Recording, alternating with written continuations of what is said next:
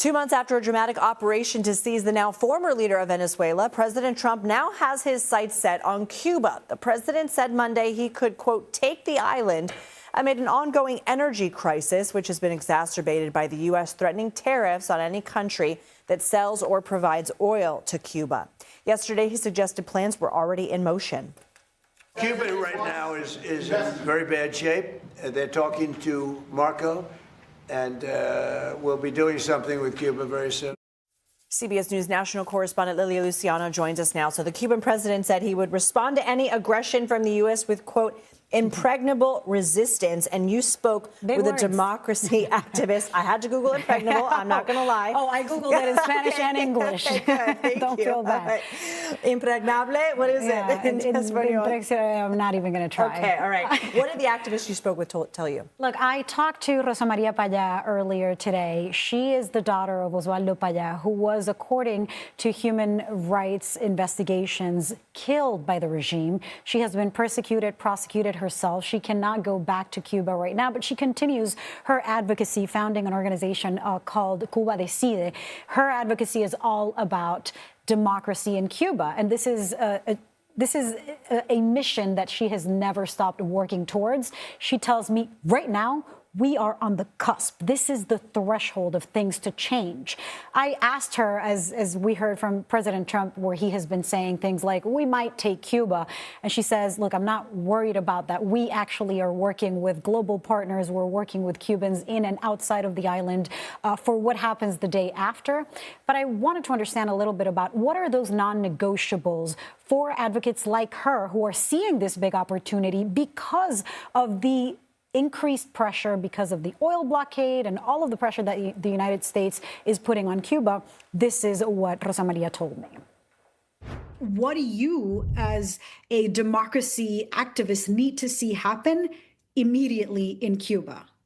When we talk about Cuba, we are talking about a total and radical change in the system, the liberation of all the political prisoners, the guarantees of all the fundamental human rights, and that is freedom of expression, association, the possibility to have private businesses, the respect for private property, the possibility from the people in the exile to return to their homeland. None of those conditions cost money. All those rights can be guaranteed overnight. And that is such an important point. That's such an interesting point, that the situation for political prisoners, for civil rights, for human rights can change from one moment to the next. And that is what advocates like her are working on. I had asked her that question because, of course, we are seeing, and I was just in Venezuela last week. I came back from Venezuela. And as we talked about off camera, Lindsay, I was shocked to see just the patience that both the opposition and the people who support the regime are still holding. I mean, they're patient in terms of what's going to come. But when it comes to Cuba, I'm asking her, would you be okay with a Delcy type transition? And she said, absolutely not. We don't want to see any of the Castros. We don't want to see any of the generals, and nobody who's been in power there. We don't want to see them in power. We understand the transition, but these are the differences that we expect to see right away.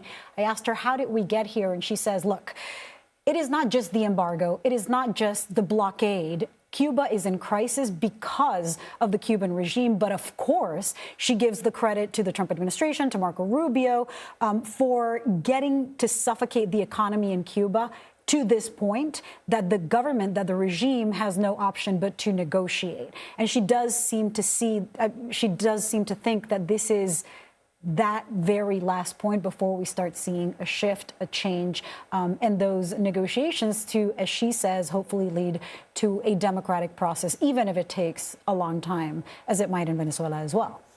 Keep us posted, Lilia Luciano. Thank you.